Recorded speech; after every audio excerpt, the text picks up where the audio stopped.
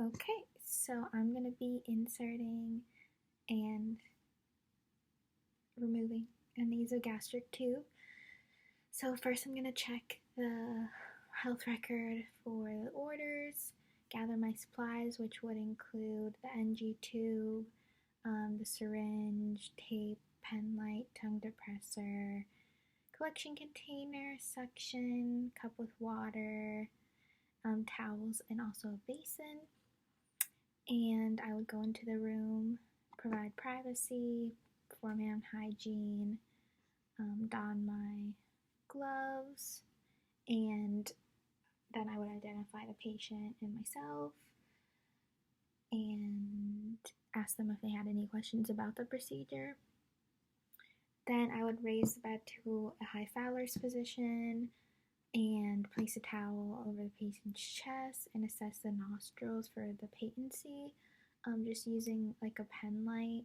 or I could also have them, press down on one nostril, blow through the other one to see which one has the greatest airflow. Confirm with them that they haven't had any recent nasal surgeries or don't have a history of nasal occlusion, which that should have also been on the order. Then I'm going to measure how long it should be. So I would use from the nostril to the earlobe, tip of the earlobe, and then use that length and go from tip of the earlobe to the xiphoid process. And then so I'm down here, and then I would kind of tape it off right there, making sure that that's the length that's going to go in the patient. So then I would set up all my supplies, coil the tube around the fingers to soften it, and then uncoil it, attach my syringe to the opposite end, and then I would lubricate the tip of it up to 5 inches, and then provide a topical anesthetic if that was ordered. Then I have the patient slightly flex their neck back against a pillow, hand them a cup of water with straw, and then make sure the tissues and basin is within reach. And then I would gently insert the tube into the nostril, directing upward. And then when the pharynx is reached, have the patient tip their head forward and encourage them to sip water. So gagging is normal, but if it's a long time, then just make sure that the tube isn't coiled. You could pull back a little and then re-advance it until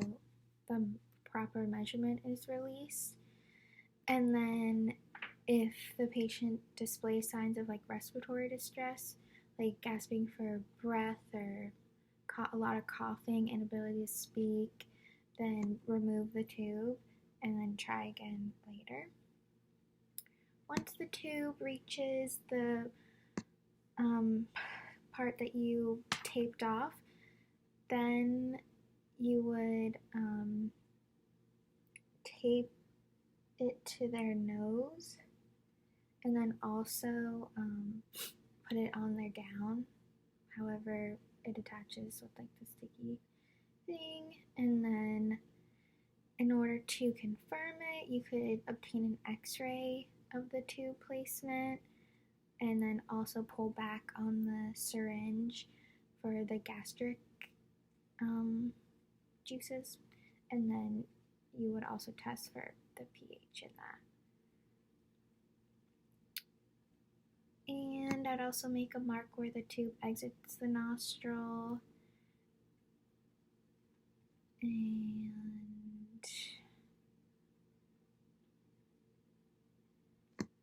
clamp the tube, remove syringe, and then just make sure the patient is comfortable. Okay, so in order to insert medication, you have to check your orders, gather all your supplies, perform your own hygiene, provide privacy, identify your patient, yourself, and explain the procedure. In order to prepare it, just make sure that the medication is in liquid form. And then you would measure water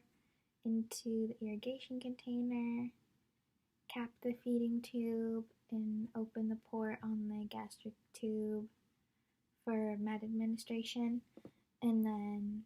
pinch the tube to prevent air from entering.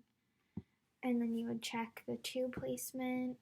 and then also check the residual. Remove the syringe and the plunger of the syringe, and then reattach the syringe without the plunger, and then pour 30 milliliters of water into the syringe, unpinch it to infuse the water, and then you would administer the first dose of medication by pouring it into the syringe, followed by 5 to 10 milliliters of water flushed between medications until it's all administered.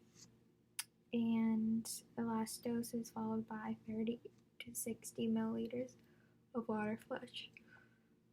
Then clamp the tube, make sure the patient's comfortable, and document.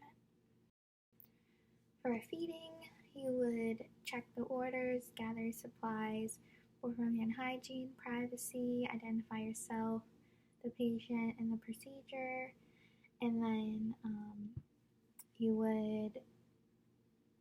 check for if the tube is still in place, whichever way your facility does that, and then you would flush the tube after, if you were to have done like a gastric check, and then you would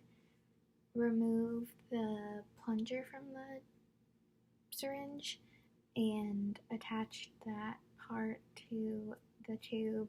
holding it like above the patient's head, and then get your formula and then pour in however much amount the feeding is, and then you flush the tube after 30 to 60 milliliters of water, and then reclamp the tube and make sure the patient's comfortable, and document. Okay, and then to remove a NG tube,